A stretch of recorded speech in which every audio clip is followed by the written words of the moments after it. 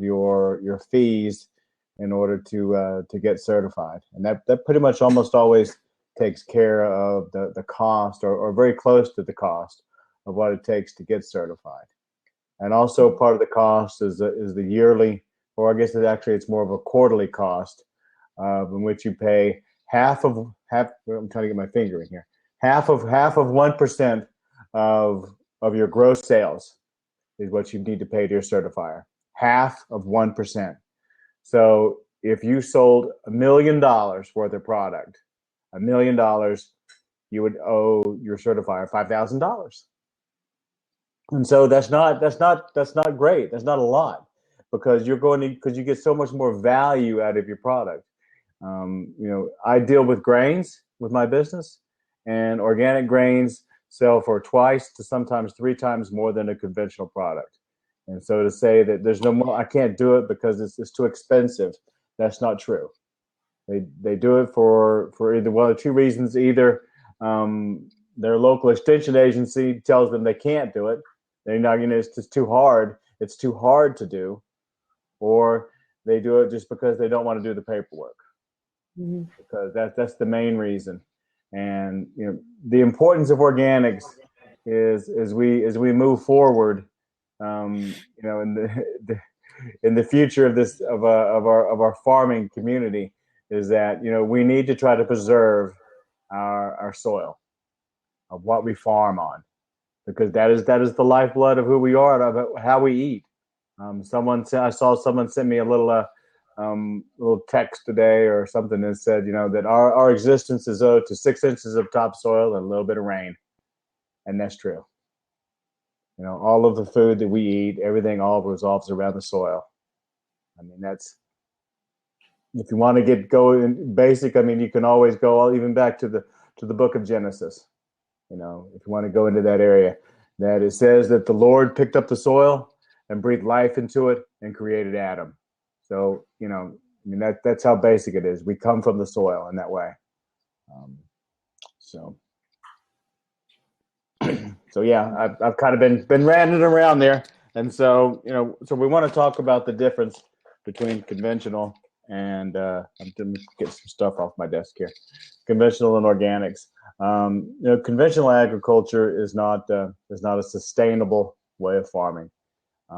Everything that you do is propped up. You're consistently having to add chemicals to the soil in order to hope to try to get a crop out of it. Whereas, organic, you are consistently working with nature. You work with cover crops, which bring the soil up. You're planting crops to put minerals back in. Mm-hmm. You are required by the requirements that you cannot, farm right up to the edge of a stream to try to prevent, overflow to go into the stream, because you want to try to create a buffer so that you don't have your topsoil being caught and going into the stream and ending up out in our situation, the Chesapeake Bay, or in the Midwest, the Gulf of Mexico. You are required to do these things, whereas conventional agriculture, we are not. You can kill off as many honeybees as you like with neonicotinoids, which is a systemic insecticide. That is the number 1 insecticide used in America, which is an insecticide that is actually planted into the soil, and that insecticide actually grows up into the plant. That plant is poisonous. It's a neurotoxin. You don't have that in organic. And of course, the conventional people would argue the fact that, well, the amount of the neurotoxin in there has actually no effect on people. You would have to consume it all the time, all the time, to have some sort of effect. And it actually, since it works on bugs, it doesn't actually work the same way with people. But it is a neurotoxin. And if you look at your label, you will see that basically corn and soy is in probably most everything that you eat from a grocery store. So it is a little bit of a toxin all the time. I think the figure is like some 83,000 tons in one sitting, and that's the number that they try to throw out there. But that's just for the what is it? The lethal dose 50 amount. That's not even for the full effects, to experience some effects. So yeah, it is just a. I was just. I mean, it's just. We wonder sometimes why we are. They talk about how diabetes is quadrupled since 1980, and it's 800 billion dollars a year now spent in the industry of diabetics. I mean, it's a money making industry, and a lot of it has to do with just conventional agriculture. Well, yeah, I don't know if you can't say that. It's our diet, but a lot of it is revolved around conventional agriculture. You're not eating good, clean food. Um, you look at when you start talking about genetic modification, they made it sound like that when you're going to have a Roundup Ready crop, that it's going to be such a great thing. I think that they've determined that we put about I think it's half a pound of Roundup goes on to every cropland in the world. Products is leftover residue, a half a pound. I mean, that's hundreds of thousands of rail cars of this product that goes down every year on our soil, and it is proven to kill life in the soil. Mm-hmm. You look at BT. BT is a bacteria. It's a bacteria that is implanted into a seed. That is designed to how it kills an insect is that it goes in and weakens the intestinal wall of the insect and allows the bacteria to get into the animal and into the insect and kill it. But the argument is made, well, but BT acts differently. BT works in a alkaline stomach, whereas we as humans, we have an acidic intestine, so it's impossible for that product to cause any problems to people. But I don't agree with that. I mean, we consume it all the time, and so bacteria they evolved. The same way as a Roundup Ready weed, they evolved. They learned to get around it. We often the scientists think they're often smart, but nature never sleeps. It never stops. It never gives up. It just keeps coming. Mm-hmm. And so I'm rambling here. I'm rambling. I'm sorry. I'm sorry. So I see that we have Patty is on here. I wonder if we could try to see if Patty has a question about organics versus conventional. I guess not. Okay, that's just fine. Well, yeah, there we go. I'm listening but not trying to type my question. Is there a cover crop you can grow, say in the wintertime, that will give nutrients for your spring simple home garden? Carrots, lettuce, corn, etc. Jillian, you are a cover crop. In the springtime, is that what she says, or plant in the winter? I misread that. That'll give nutrients for your spring. Well, there's a variety of things. It kind of depends on what your soil needs itself.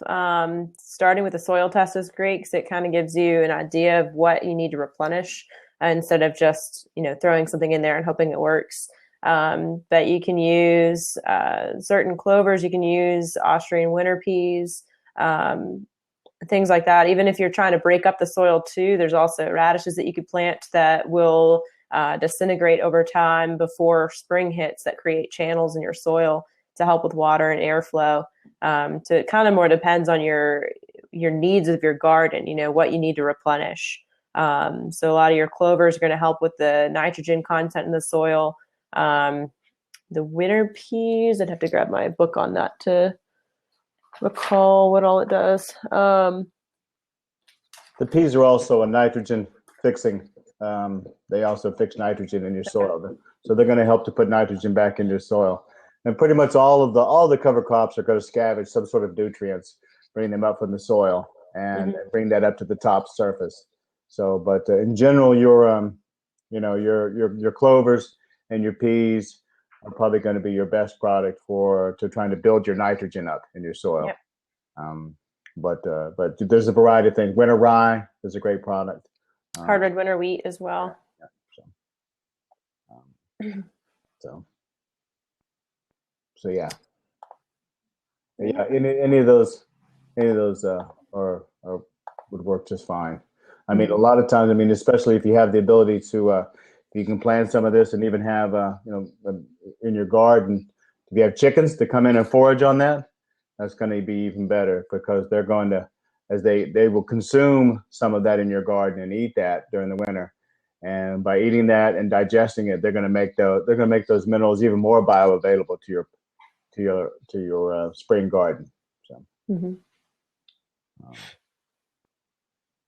And learning to use cover crops too when your garden's dormant or just has bare spots in general. If you're constantly putting something in that soil, it also helps keep weeds out and overgrowth from happening from other plants. So it helps to keep that ground covered, prevent soil erosion from weather and other elements. So it helps if you can find what your soil needs for the next spring and get that in so that your ground stays covered.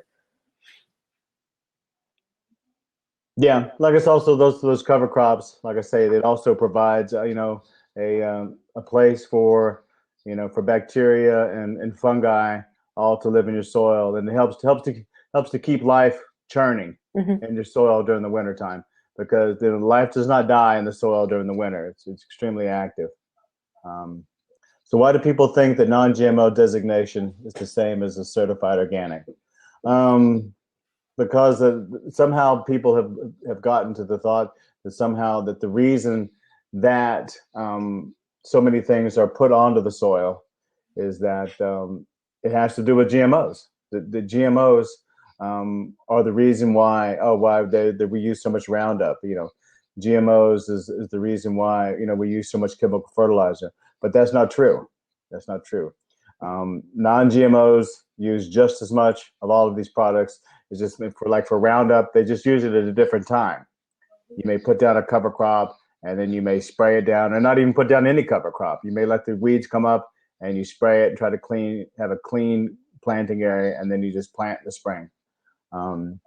There's a lot of work that has been done by certain by groups that try to make non-GMO sound organic, because you can add a little extra value to that product, extra price, make it cost a little bit more. But in reality, like a non-GMO grain usually runs about 50 cents a bushel more than a conventional grain. But it's sold for much more. I mean, you go to a farmer's market, and you see a chicken there, and they're offering they want $20 for this whole chicken, and you say, well, that's awful expensive. Is it organic? Oh, well, no. If I was organic, it would be it would cost much more. I'm all natural or beyond organic, or I just feed non-GMO. All of those are inexpensive feed products. That has nothing to do with the cost of the product. I go to the farmer's market, and people talk about, well, I'm beyond organic because I don't trust the government or something like that. I look upon that as like organic is like if you're playing darts, throw darts. Organic is the bullseye. Mm-hmm. It's the bullseye.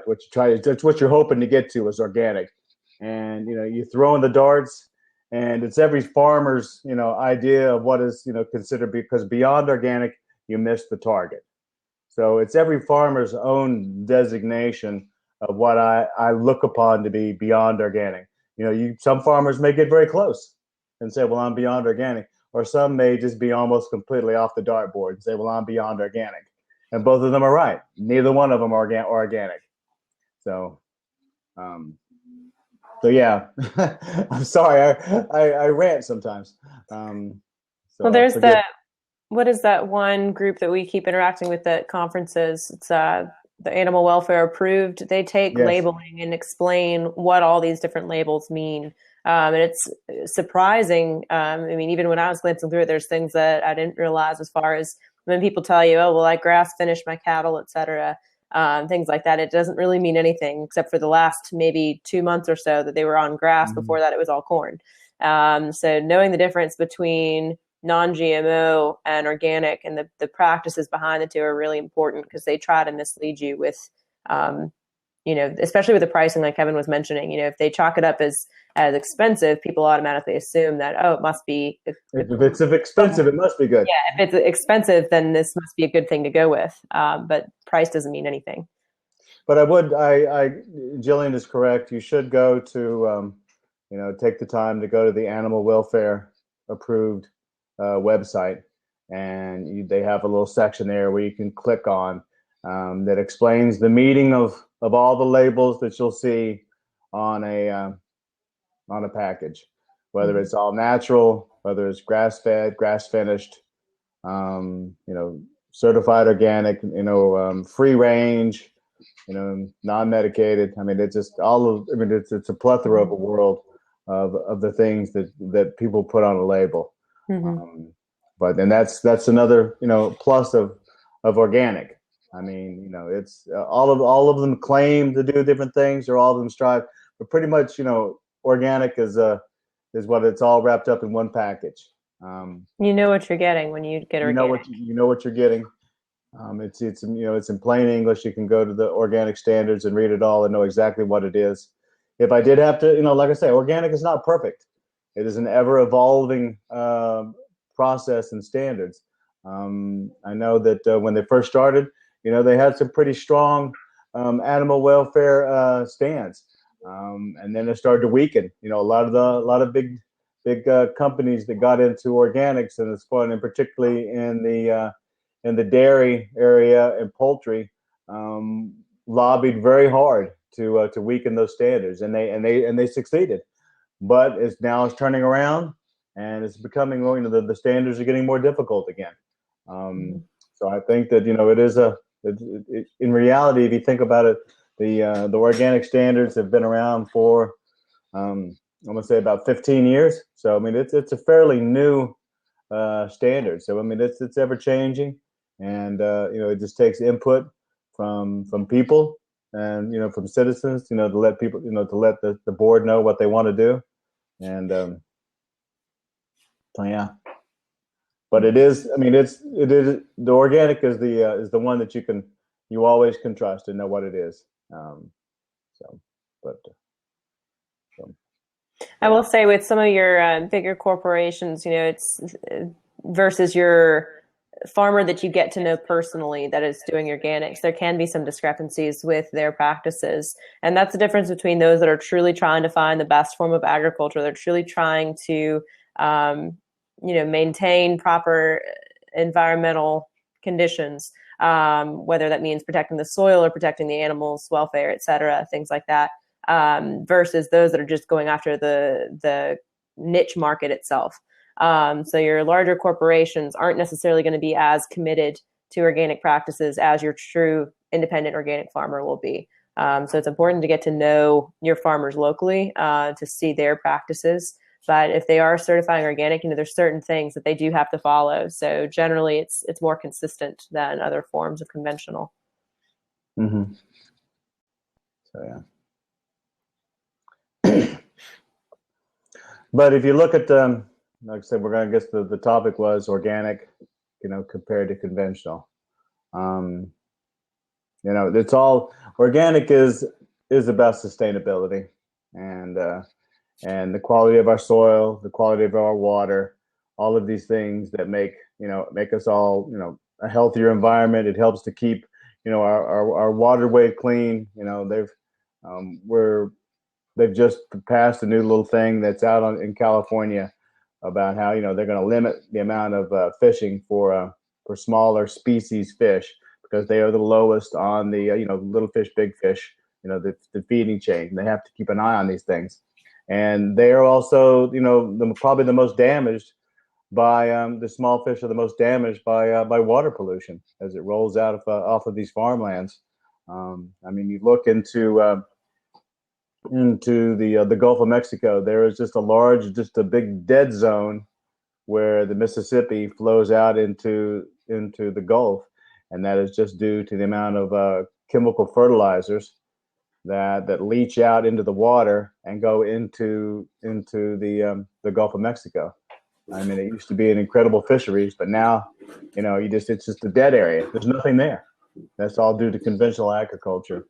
And we have to be thinking about that if we are going to try to continue on, because the fall of all great cultures comes down to their soil.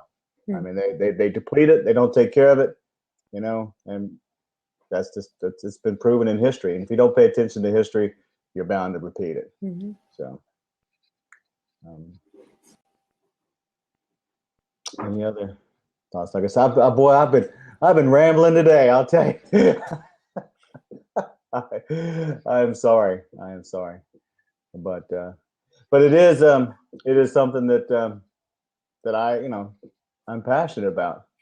When I first got into farming, I was conventional. I mean, I thought Roundup was great. I mean, the first time I saw that, they taught me the rhyme. Roundup, when it hits the dirt, it goes inert. You can drink it. It's a salt. And I believed all those things. It wasn't until I took a job on a farm, and the lady that came out that owned the farm and said, I've got children, and I'm not going to do that, and I'm going to be organic. And I said, I just don't think that's possible. And a couple of years later, I was a believer. I mean, I saw that that what could be done, gardening and farming, just organically. And I started learning more about it, and I realized just how much damage that we are doing to the environment and how much damage we're doing to our health through conventional agriculture. And the overall cost of that, as far as cleanup and as far as our health bills, is far greater than what you could ever imagine. Hello, John Tang. Thank you for joining us. I'm just kind of just talking about the benefits of organic agriculture. So we are discussing organic versus conventional. So if you have any questions about what the difference between organic agriculture and conventional. What is an organic way to keep weeds out of your garden? The best way is through cultivating the soil. You just kind of try to rake around a lot of things. Mulching is a wonderful way also. If you feel the need that you want to spray something, you can create like a little herbicide spray, which is usually like like a vinegar with some lemon juice or some salt, and you can even, if you want to, add a little bit of trying to think of something else that would give it a little bit of oil. Yeah, some oil, some vegetable oil, and that makes a little sticker. And you can spray that on some weeds, and that'll help to burn it down. Just because the vinegar is acid, and it will kill the weed. But and the oil helps suffocate it. Yeah, and the oil works as a suffocant. So, but your best bet is raking, just doing a little bit of working around the edges with a little hoe, working, and also mulching. Mulching is also works well in the sense that it keeps the light from getting to the soil, but also if you have an active live soil, that's also breaking that mulch down. And a lot of microbes and everything are feeding off of that mulch. So you're actually doing some benefit to your soil. So, as far as in some ideas, you can do a winter rye and plant that. And if you take that down before it goes to seed, whether you roll it, sometimes you can try to roll it with something and break it. But I've seen people will just take like a hedge clipper, and they will just go down and clip it just down through there and make it lay down flat.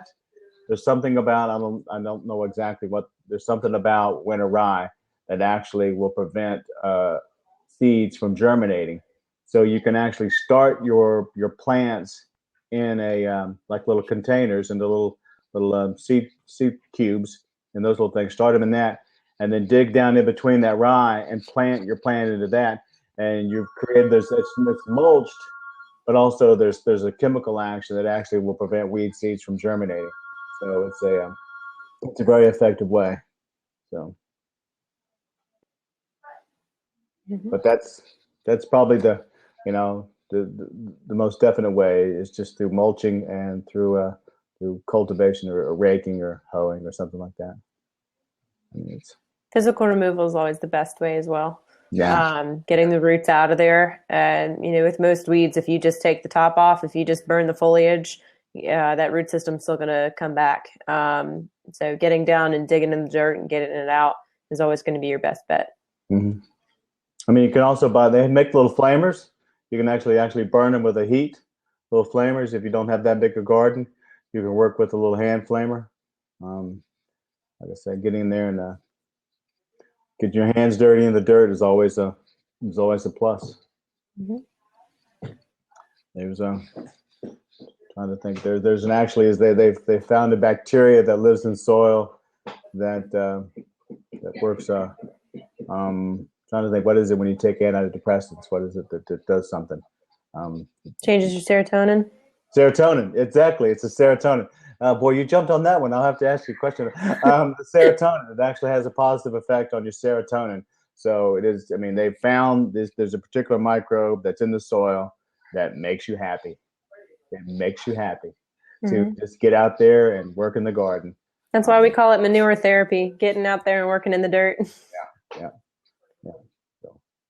So it's the life of the soil is amazing. Mm-hmm. So, but, yeah. Okay. I've wandered off there again, starting to think about what like I say, I love the dirt. So composting is a fabulous thing. I mean, it helps to build your soil. And that's another, good thing that you can do. Sorry, off the topic question is honeysuckle bad for chickens? No, honeysuckle is not bad for chickens. I don't think honeysuckle is bad for anything except for whatever you're trying to grow around it. Yep. It doesn't take over, but yeah, goats love honeysuckle. And so no, honeysuckle would be good for your chickens. I mean, like I say, it's some extra forage for them. So yeah, I would think honeysuckle is very good for your chickens. Like I say, not so good for your garden. That's why you're gonna get some goats to control it. That's where you get some goats to help control that. Like I say, the goats love honeysuckle. We had a goat that used to get into our neighbor's yard where they had a surplus of it. Mm-hmm. He'd always disappear. We knew where he was. Mm-hmm. So yeah, but is there gosh, Patty? I guess John. I don't know if John is still with us or not, but it just seems like you're our only person today, Patty. So, any other questions that we can try to help you out with as far as organic gardening, anything like that? But I think that we need to continue to try to. Oh, well, okay, well that's probably true. But if you do end up signing off and you do think of it, come back and ask another question.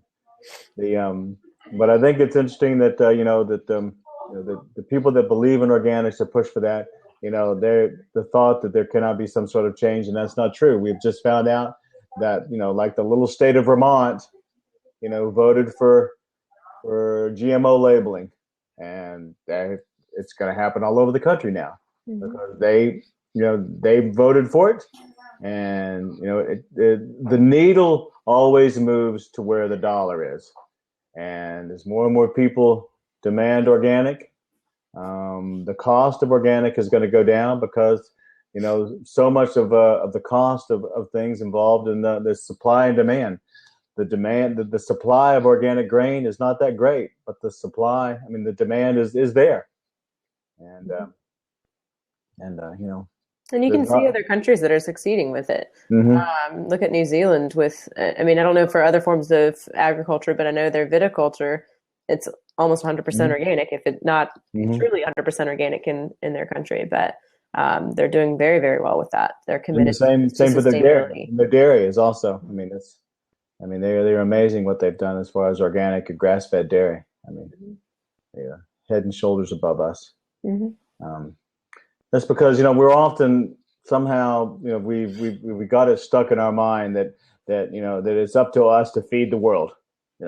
That's always the argument that comes from conventional agriculture. We are feeding the world, and we waste more food than what we eat. And we have starving states in the U.S. Yeah, exactly. So we are not feeding the world. A majority of what is grown in a lot of ways, as far as conventional, goes to ethanol. So we are providing gasoline, for the world, and for us, I guess that's the thought. But it is, it's even more, dirtier a product than what would be considered to be feed or food grade grains, because this is just something that's going to go into a vat and be fermented and be made into ethanol. And of course, that byproduct is then harvested and taken back and fed to livestock as distiller's grains. So it's just it's a vicious cycle, really. But there I go, wandering and ranting again. So but yeah, it's just but it is I encourage all of you all to to try to start off with a garden at your home, and do it organically, and you will see the difference as far as the flavor, the taste. Unless you've sent it off to be tested, you really won't know the vitamin content of it. But the taste of a fresh organic tomato is is a wonderful thing compared to what you might get at a conventional tomato at the grocery store. It'll change your life. Oh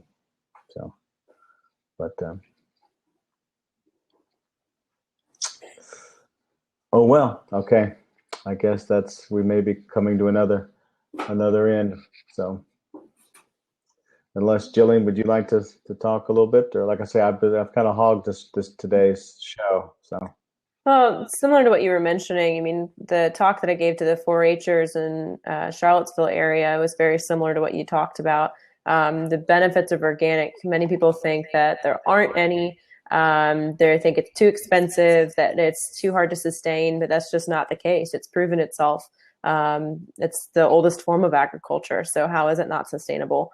As far as cost, I love Jim's example as far as, people are unwilling to pay $4 for an organic quart of strawberries, but they'll go pay $5 for a latte at Starbucks or something. Mm-hmm. So they're willing to put that cost elsewhere. But if you just reevaluate your priorities with your budget, you can make it happen.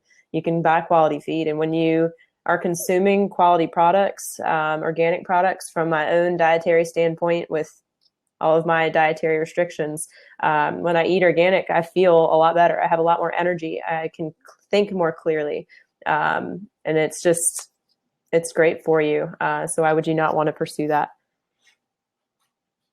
So yeah, I think it's been shown many times that by working on your diet, you can get a lot of mental problems have been eliminated through proper diet. Mm-hmm. And that all comes down to basically, I look at the soil the same way, the soil is just a living digestive thing. It's the same thing for us as a person. Our digestive system is a living, ever evolving type of thing. And, if you maintain a healthy digestive system, you are healthier. If you maintain a healthy soil, your plants are healthier, and they're going to produce a more healthier product for you to eat. That's what it comes down to. It's just the health of the soil creates a healthy product, which you consume is a healthy product. It goes in, and your gut microbes are healthy, and it's just a better world. If the animals are healthy, it's just a better world. Mm-hmm. Just a better world. And we have become lackadaisical here in America because we have been, because we feel that it's somehow our American right to be able to buy a Big Mac for $2. That's but it's not. The overall consequence of the cost of that, because it's a federally subsidized product anyway, The overall cost of that, not only as far as our tax dollar goes, but as far as our health dollars goes, is just is immeasurable. So, gosh, there I go again. All right. Well, I think, Patty, I thank you for being there. If you're still there, God bless you. And John, please come back and visit us again if you're still with us. So, but I think we're going to go ahead and call it a day. All right. Are we going to do this again next week or potentially 2 weeks from now? We will certainly try to do it again next week. We'll try to bring in try to bring in Brad to talk about what's going on in his farm. Brad is from the Coop Dreams television show about a fellow that has left the city and gone out into the wilds of the rural area to try to start a farm, and what the trials and tribulations of his life. And Patty, if you are anywhere near a store at all and are able to come in, you'll find that Kevin sings all the time. So she says, keep singing it, Kevin. Okay. All right. All right. Well, I thank you all very much, and y'all have a good day. Take care.